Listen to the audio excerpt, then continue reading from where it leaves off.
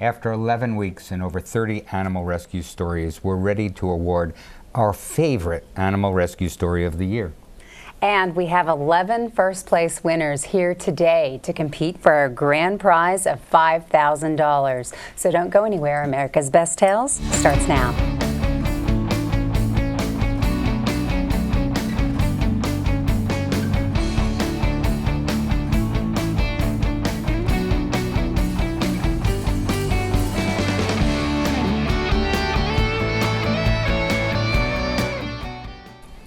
Hi everyone, I'm Arthur E. Benjamin alongside Farrah White, and this is our grand prize finale, or Best in Show for America's Best Tales.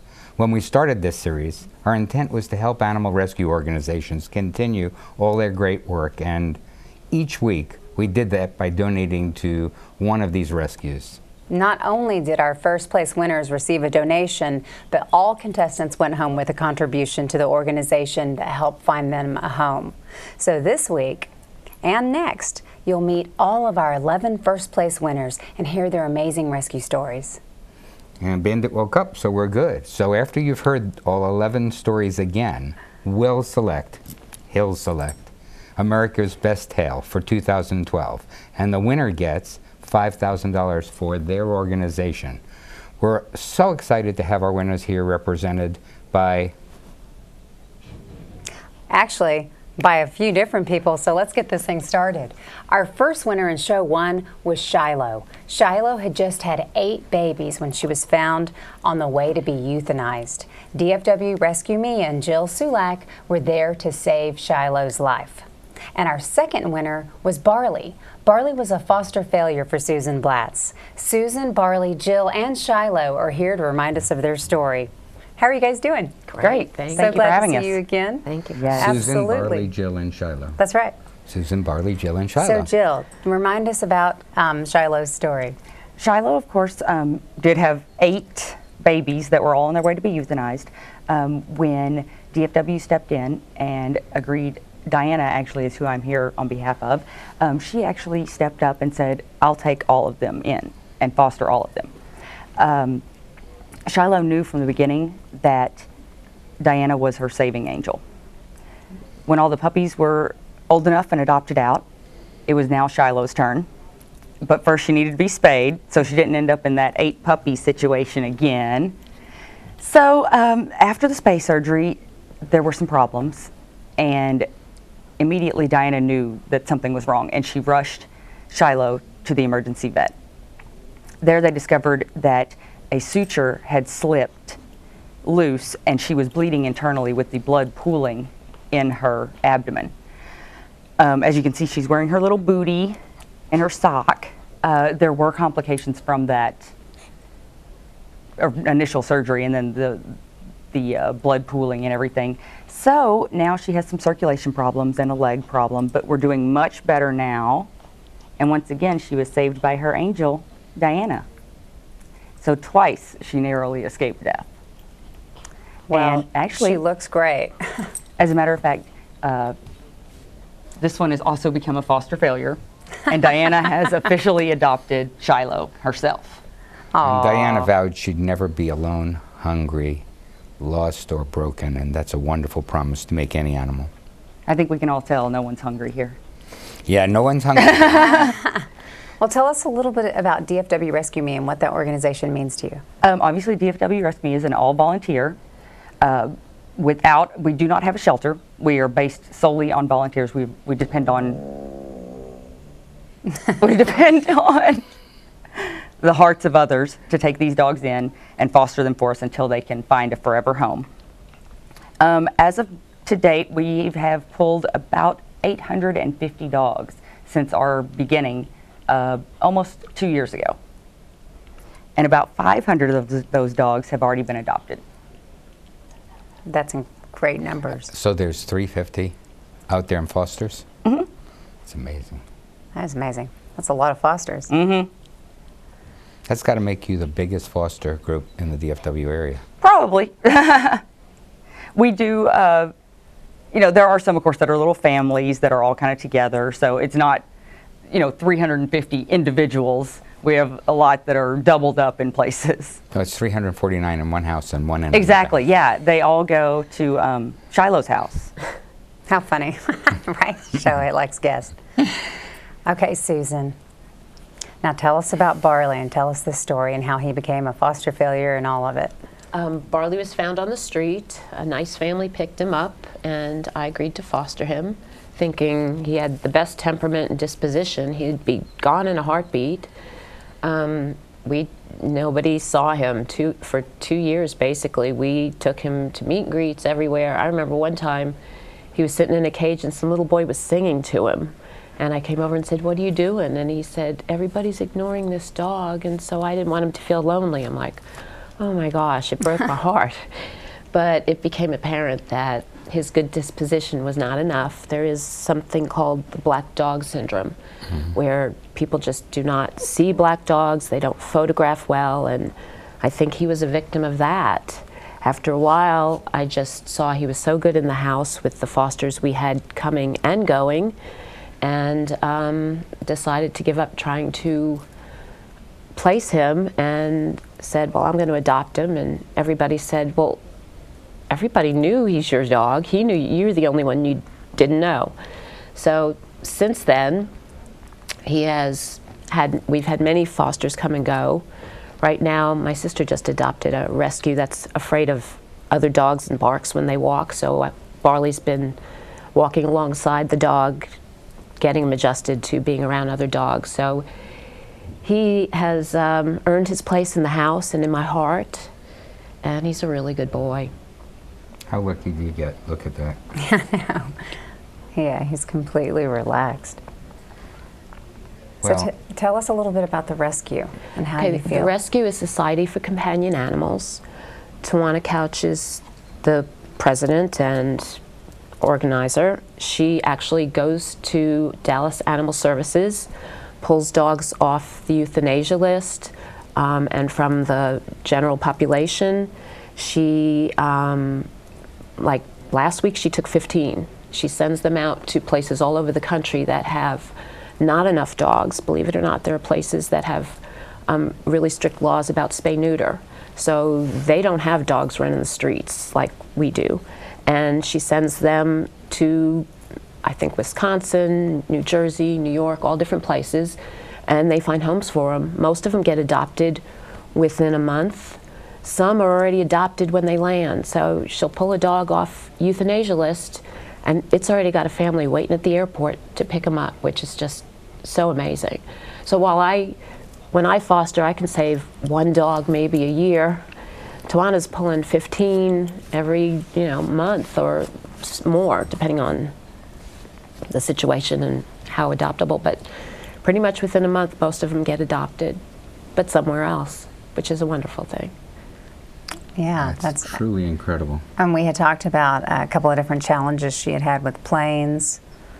Oh yeah, sometimes like the plane gets delayed. I know a couple weeks ago there was some, I guess it was Hurricane, maybe it was the Sandy, I'm not even sure, but she had 10 dogs that were ready to go, and she had to take them all back and place them someplace. Oh, wow. Because they weren't ready to go. But and then sometimes there's, she has to pay for crates.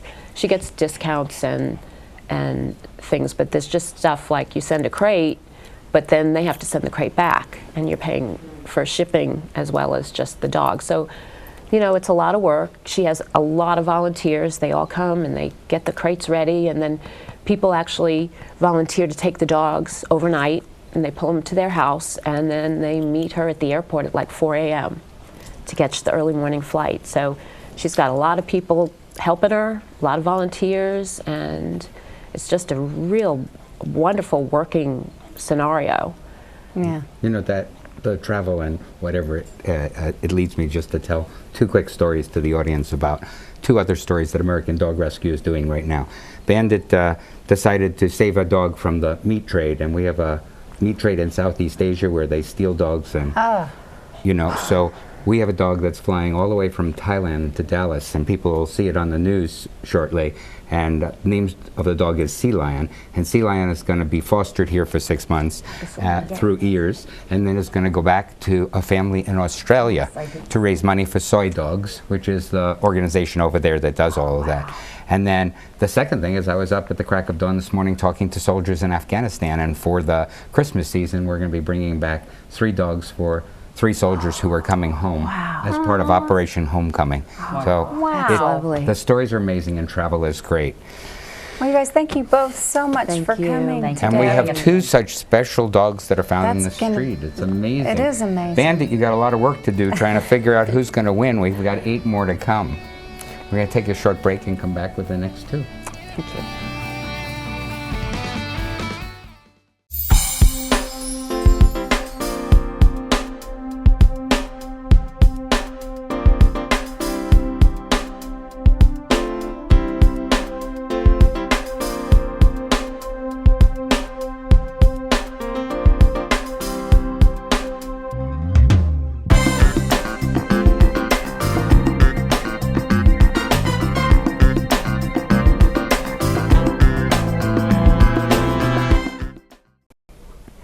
Welcome back to America's Best Tales, the grand finale. We're reintroducing you to all of the 11 winners from our America's Best Tales series. Then we'll pick our best in show, so to speak.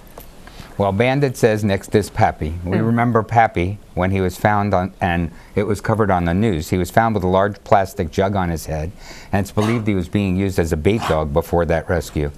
Nancy has been caring for Pappy since his rescue, and Stacy Johnson is here on behalf of eQuest. Nancy and her horse JJ were absolutely inseparable.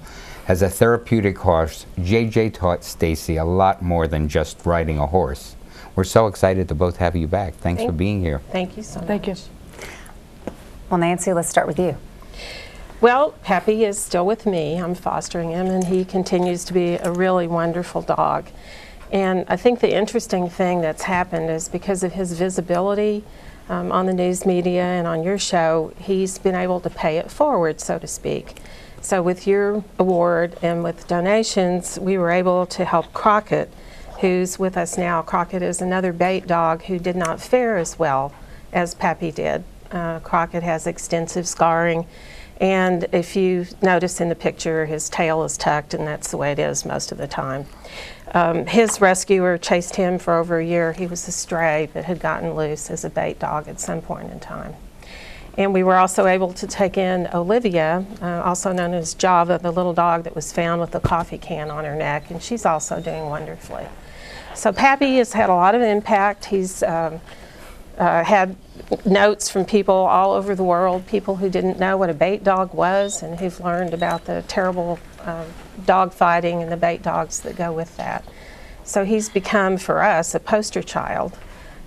We know how lucky he is compared to so many other dogs. He did lose a toe, but it hasn't impacted him at all. He doesn't like to have his nails trimmed, but other than that, he's really a terrific dog. And he's, for us, the face of dog fighting and bait dogs. How long have you had him now? He came into us on August 22nd. He was found in Oak Cliff with the jar on his head. We have the jar here. It doesn't really bother him very much anymore. And it had been placed over his head like this, and he couldn't fight. His head was completely covered. He'd been in a neighborhood for about a full week. I don't know if he was able to eat or not through this. I think he was able to scoop water because there were creeks in the area. So he was able to survive with it on his head. And a group of folks called Duck Team 6, who go out and do these wonderful rescues, were able to nab him, and then we took over his vet care and the responsibility for him from then on. And he's amazing, I think, because he could have been a very vicious dog. He's not a very well-mannered one, but he loves other dogs. He loves kids. He loves people. He's not real crazy about kitty cats, or we might say he's overly fond of kitty cats. But he's had a huge impact, not only within our community, but really across the world. We've heard from Australia, New Zealand, Ireland, England, plus pretty much every state in the United States. I didn't know we were on all of those networks. Did they ever find the people that were responsible? No, no. And this actually is one of those self-watering jobbies, you know, that you put down and it dispenses the water. They just cut the end off and smoothed it. And by the time we got it, if there had been any fingerprints left from the original people that hurt him, they were long gone. And he's so adept at using his 7 toes on the front and his teeth. I think he probably set himself free. He started out in the one end of my sun porch gated, and in the first hour with his little teeth and toes, he unhooked all of the metal that was holding the bar to the gate, made himself an opening so he could come and go as he wanted. And about 3 weeks after that, one of my dogs, that's almost feral, who's on the other end of the sun porch, he set her free as well. So he's very smart, very clever. Come here, kid. And I'm pretty sure if they had him in any kind of enclosure, he figured out how to get out of it on his own. I don't think they would have turned him loose with this evidence on there. Oh, yeah. So. Now, is he still looking for a forever home? He is. There was a lot of interest in him right after his TV shows, but those are typically the people that want a dog or cat for the wrong reason. They want to be able to say, oh, we adopted the jarhead dog. We've had a couple of home visits. He did very well, but they opted to go with other dogs. And he's like most dogs that are in a shelter, big black dogs. People don't look at them, or people look at them and they think that they're vicious or that they're frightening. Show you off. And you know, he's just a big old lug. There's not a mean bone in this kid's body. So if you're watching and you want a big, beautiful, sweet, Smart. big black dog who looks mean but doesn't have a mean bone in his body, call us and we'll put you in touch. And doesn't mind very well. Now, Stacy, so glad to have you back. Thank you. And as Stacy, you came with eQuest, and we're going to talk a little bit about what that's done for you and your horse JJ. Okay. So just because JJ is no longer with us, Yeah. right? But he had a huge impact on you. Yeah. Tell us how JJ helped you. Okay. I had surgery and I couldn't walk, and after surgery I wanted to ride, and and then after surgery I went to eQuest, and he's a red dun, he's a quarter horse, he's 15-2 hands, and when I went to the stall, he knew it was me gonna get ready to tack him up and groom him, and then went to ride, and he was calm, he was ready to ride. I got on him, he helped me balance and ride him, and he did English and Western, and also jump. And after that, he loved shows. He would, when there was a show, he was ready to get in the ring to ride a walk, trot, canter. And he's in my heart. He's always in my heart. And I have a necklace that says Trail Jack on it. That's pretty. Will you hold it up so Yeah. we can see that? Maybe can we see that on camera? That's beautiful. That's beautiful. It's Thank really you. nice. And It's you so wear- wonderful. It's so wonderful how animals have an effect on our lives. You've become a national champion because of JJ. Yep. And you're walking around great. Yep. I And you can were walk never now. expected to walk. Without JJ, I wouldn't be able to walk. I would be still in my wheelchair. And you're still riding Yeah. all the time. That's such a great story. eQuest Therapeutic Horsemanship is a great organization, and it's helping kids and adults overcome many of life's obstacles. We just want to thank eQuest for everything that you do for so many humans. Absolutely. We're going to take another break, but when we come back, we'll meet 2 more finalists. Stay with us. Thanks for being here.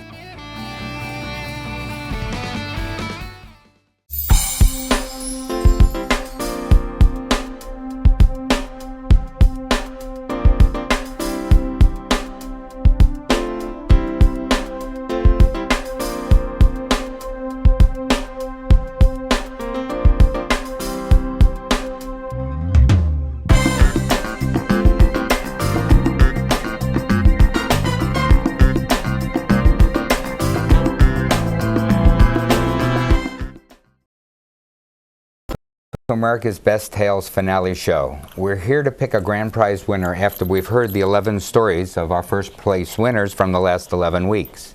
The winner of this show will get $5,000 for their animal rescue organization from Bandit. And next up is the winner of show number 5. Amelia's a greyhound who was found with a severe leg injury. It was thought that she may have been hit by a car, and she ended up having to lose her bad leg. Sammy Conway fostered Amelia and then adopted her. And Samantha Rosinski is another person that was inspired by eQuest. Samantha was born with Down syndrome, and she was still not walking at the age of 2, so her mom took her in for hippotherapy program that's at eQuest, and the progress was immediate. Samantha, Sammy, and Amelia are all with us here today. So Sammy, let's start with Amelia. Okay. Tell us a little bit about her. Remind us of her rescue. Amelia was found running loose in South Dallas. Her pads were bleeding. She was emaciated and hungry and thirsty, and she was not using her right rear leg. I was called to go and get her, and when I picked her up, she was just so grateful. She came to greet me with a wag of her tail.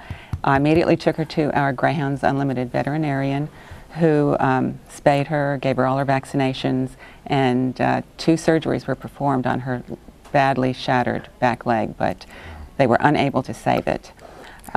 She was in foster care for about a year. She came to many, many meet and greets. She was not my foster, but I would see her at the meet and greets, and she wanted to be adopted so badly. She approached everyone just with a look on her face like, please adopt me. And she was overlooked. After about a year, I asked if I could foster her because I thought I could find her the right family.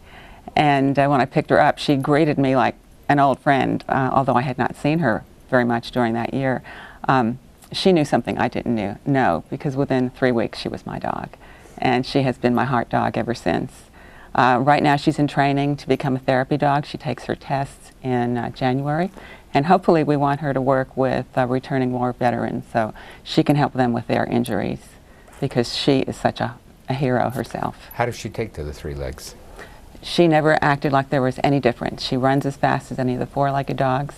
She's been through 2 obedience classes and was the valedictorian of both classes. Oh, wow. So she doesn't think she's any different. And I don't think the other dogs think that either. Did you ever find out exactly what had happened to her? No, there was really no way to know. Yeah. She's an amazing animal. And that color that you made her is just so right for the season. Thank you. Yeah, it really is, the Christmas color. And she has her little pad, and she is just always so sweet and has such a good disposition. So you're here representing Greyhounds Unlimited. Can you Yes. tell us about the organization? We place upwards of 200 greyhounds a year in forever homes. At any one time, we have upwards of 45 dogs who are up for adoption. And we have meet and greets every weekend and other fundraising activities to spread the word about what wonderful dogs greyhounds are. Well, And how do you find your greyhounds? They come from racetracks, shelters, breeders. Some are owner releases, some are found as strays, like Amelia. Do any of them come from out of state, or the majority of them from the DFW area? Most of them are from Texas. Wow.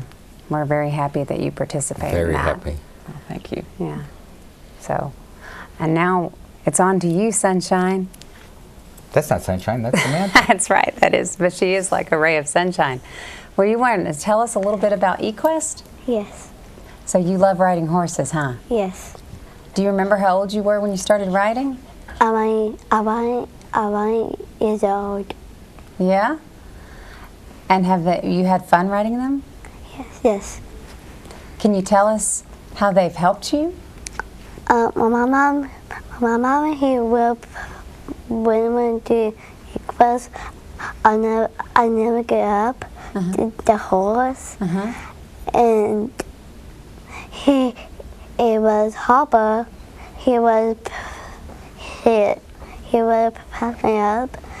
He put in some wire. So get up this horse, and then we come back home, and then we'll go to the Equest, and my mom here will be there. My mom is my mother, and I was too taller to be on a horse, and I saw the doggy in here, and I love it. I love my horse, and her name is Cody. What color is she? Chloe? Cody. Cody. He's brown and white. Nice. And so does he run sometimes with you on top of him, or does he walk mainly? He likes to walk. He likes to walk. And are you glad your mom brought you to Equest? Yes. That's a lot of fun there. Did you make a lot of friends there? Yes. Yeah? Do you get to see them all the time? Yes. Her name is Emma. Oh, nice.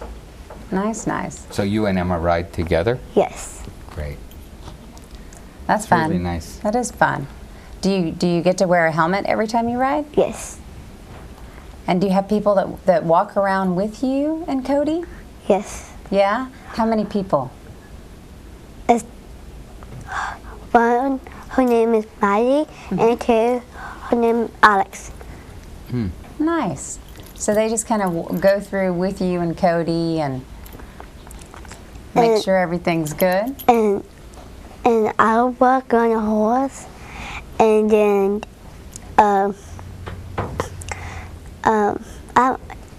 Maddie, he put her up the horse, and I didn't want to tie her up. I like to tie her up, and I like them to walk and walk. To go outside. We can practice like on a rail ride. Well, see, that's fun. And I love riding too, and I love trail rides. So that's fun that you get to do that. And we're so glad that that has helped you so much. Because it has, don't you think? Yes. Yeah. So thanks to Equest for what they continue to do with Samantha and for all those who need special attention. I really am amazed that they call it hippotherapy when there are no hippopotamuses involved. So you're going to have to explain that to me. I don't know why it's not horse therapy. Yeah. But I'll explain it in a minute. Okay. Well, thank you all for being here. I'm afraid that's all the time we have for today, but we'll be back next week with our other winners.